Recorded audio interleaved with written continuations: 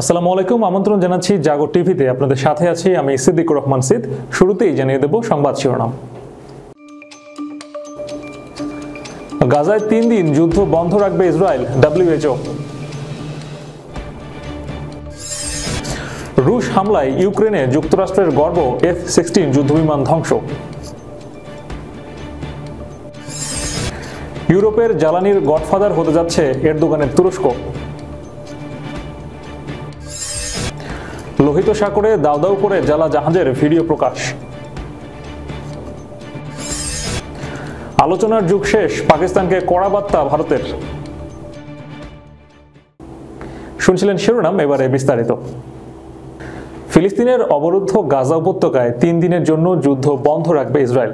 গাজার পোলিও ভয়াবহ সংক্রমণের ফলে টিকাদান কর্মসূচি বাস্তবায়নের জন্য বিরতিতে সম্মত হয়েছে তারা। শুক্রবার বিশ্ব স্বাস্থ্য সংস্থা এ তথ্য জানিয়েছে। বার্তা সংস্থা রয়টার্সের এক প্রতিবেদনে এ তথ্য জানানো হয়েছে। বৃহস্পতিবার WHOর এক সিনিয়র কর্মকর্তা বলেন, ইসরায়েলের সামরিক বাহিনী ও ফিলিস্তিনি যোদ্ধারা 3 দিনের যুদ্ধবিরতিতে সম্মত হয়েছে। এ সময় প্রথম দফায় গাজায় 6,40,000 শিশুকে পোলিও টিকা দেওয়া হবে। ফিলিস্তিনের বিশ্ব স্বাস্থ্য সংস্থার সিনিয়র কর্মকর্তা রিক পিপারটকর্ন বলেন, রোববার থেকে গাজায় পোলিওর টিকা দেওয়া শুরু হবে। এ 3 দিন স্থানীয় সময় সকাল 6টা থেকে দুপুর 3টা পর্যন্ত সময়ে যুদ্ধ বন্ধ থাকবে। এই সময়ই টিকা দেওয়া হবে। গাজায় পায় ব্যবস্থার অভাব, স্বাস্থ্যসেবায় প্রতিবন্ধকতা ও টিকা সংকটে পোলিওর ভয়াবহ সংকটের আশঙ্কা করা হচ্ছে। এমনকি এটি ইসরায়েলেও ছড়িয়ে যেতে পারে বলে সতর্ক করা হচ্ছে। মার্কিন পররাষ্ট্রমন্ত্রী অ্যান্টনি ব্লিংকেন এবং জাতিসংঘের কর্মকর্তারা গাজায় টিকাদান কর্মসূচির জন্য ইসরায়েলের প্রতি অনুরোধ জানিয়ে আসছিলেন।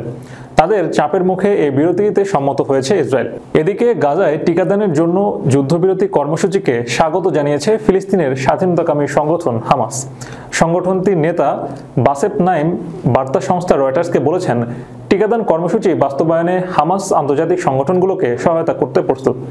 মানবিক যুদ্ধবিরতিতে সম্মত হওয়ায় এটিকে স্বাগত জানিয়েছে দোহা ইনস্টিটিউট ফর গ্র্যাজুয়েট স্টাডিজের অধ্যাপক মোহাম্মদ এল মাসরি। এছাড়া তিনি স্থায়ী যুদ্ধবিরতির প্রয়োজনীয়তার উপরও গুরুত্ব আরোপ করেছেন। গাজায় টিকাদান কর্মসূচি বাস্তবায়নে জাতিসংঘের 2,000-এর বেশি কর্মী প্রস্তুত রয়েছেন। জাতিসংঘের কর্মকর্তারা জানিয়েছেন, 3 দিনের মধ্যে টিকাদান কর্মসূচি শেষ করা সম্ভব না হলে তাদের অতিরিক্ত সময় দেওয়ার ব্যাপারে আশ্বস্ত করেছে ইসরায়েলি কর্তৃপক্ষ।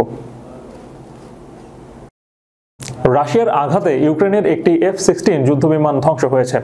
ন্যাটো মিত্রদের কাছ থেকে সম্প্রতি ওই যুদ্ধবিমান পায় কিয়েভ। এক বার্তায় ইউক্রেনের সামরিক বাহিনী এই তথ্য নিশ্চিত করেছেন। সোমবার রুশ ক্ষেপণাস্ত্রের আঘাতে নিহত হন যুদ্ধবিমানটিতে থাকা ইউক্রেনের পাইলট ওয়েক্সি মেস। ওই দিন কিয়েভকে লক্ষ্য করে ব্যাপক হামলা চালায় রুশ বাহিনী।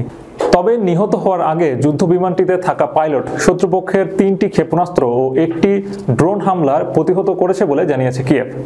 এদিকে মঙ্গলবার ইউক্রেনের প্রেসিডেন্ট ভ্লাদিমির জেলেনস্কির রুশ হামলা প্রতিহতে যুক্তরাষ্ট্রের নির্মিত F-16 যুদ্ধবিমান মোতায়েনের কথা নিশ্চিত করেন। পাশাপাশি রাশিয়ার অভ্যন্তরে পশ্চিমাদের দেয়া দূরপাল্লার অস্ত্রের মাধ্যমে হামলা চালাতে মিত্রদের অনুমতিও চান তিনি। তবে আগামী মাসেই যুক্তরাষ্ট্রের কাছে নিজেদের জয়ের পরিকল্পনা তুলে ধরতে চাওয়া জেলেনস্কির কাছে F-16 যুদ্ধবিমান ধ্বংসের এই খবর ধাক্কা হয়ে এসেছে। এদিকে রাশিয়ার বিরুদ্ধে যুদ্ধে ইউক্রেনকে আরও 24টি যুদ্ধবিমান ও অস্ত্র সরবরাহের ঘোষণা দিয়েছে নেদারল্যান্ডস। এসব অস্ত্র দিয়ে মানবিক আইন লঙ্ঘন না করে যে কোনো স্থানে কিয়েভ হামলা চালাতে পারে বলেও জানিয়েছে দেশটি।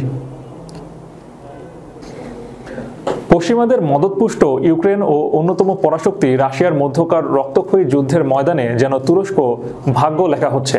এ যুদ্ধ দিয়ে বিশ্বের প্রভাবশালী দেশগুলো প্রকাশ্যে 2 ভাগে ভাগ হয়ে গেলেও 2 নৌকায় পা দিয়ে দিব্যি চালিয়ে যাচ্ছেন তুরস্কের প্রেসিডেন্ট রিসেপ তাইপ এরদোগান। সর্বশেষ রুশ জ্বালানি রপ্তানি থেকেও বিপুল সুবিধা পেতে যাচ্ছে তুরস্ক। তুর্কি সংবাদ মাধ্যম ডেইলি সাবরাহ প্রতিবেদনে বলা হয়েছে, গ্যাস রপ্তানি নিয়ে ইউরোপিয়ান ভোক্তাদের সতর্ক করেছে রাশিয়া। বলা হচ্ছে, ইউক্রেন যদি রাশিয়ার সঙ্গে গ্যাস ট্রানজিট চুক্তি নবায়ন না করে তবে ইউরোপীয় ভোক্তাদের চড়া মূল্যে গ্যাস কিনতে হবে।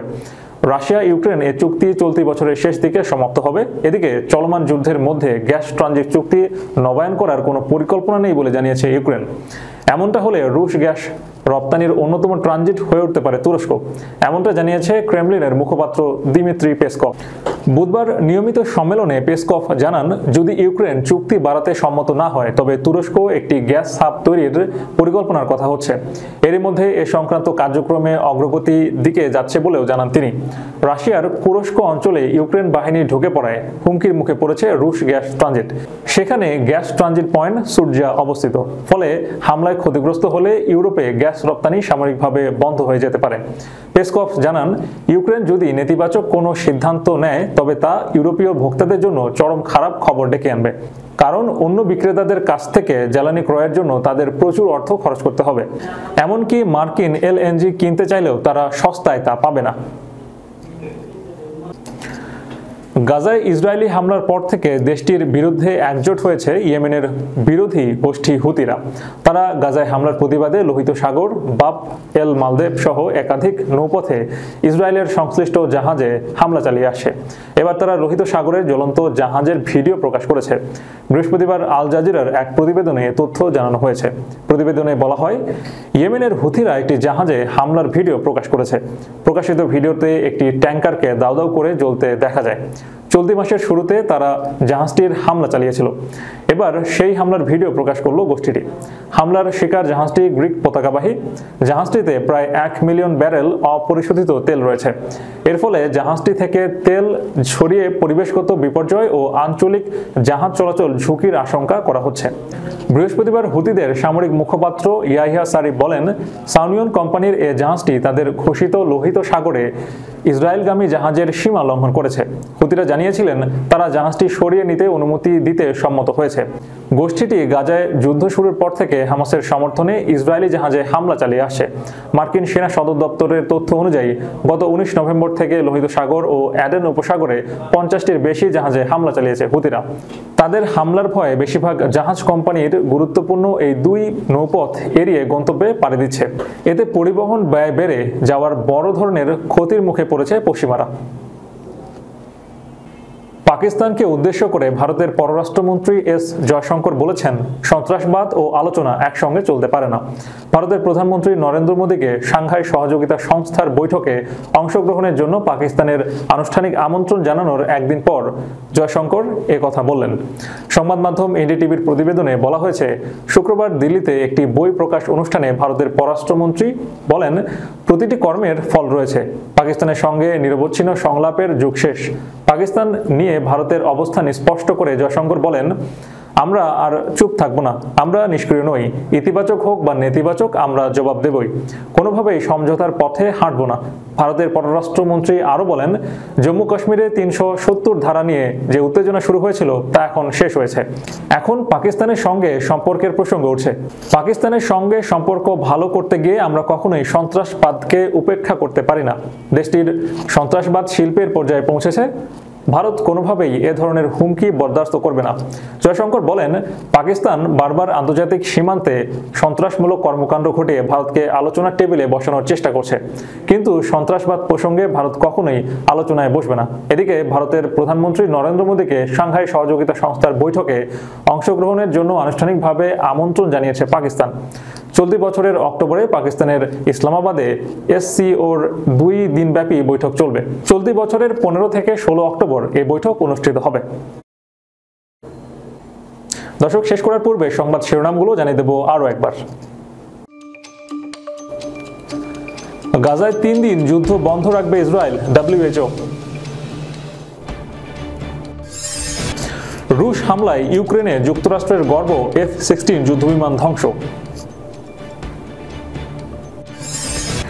ইউরোপের জ্বালানির গডফাদার হতে যাচ্ছে এরদোগানের তুরস্ক। লোহিত সাগরে দাউ দাউ করে জ্বালা জাহাজের ভিডিও প্রকাশ। আলোচনার যুগ শেষ, পাকিস্তানকে কড়া বার্তা ভারতের। এই ছিল এখনকার মতো। এতক্ষণ আমাদের সাথে থাকার জন্য ধন্যবাদ সবাইকে। আল্লাহ হাফেজ।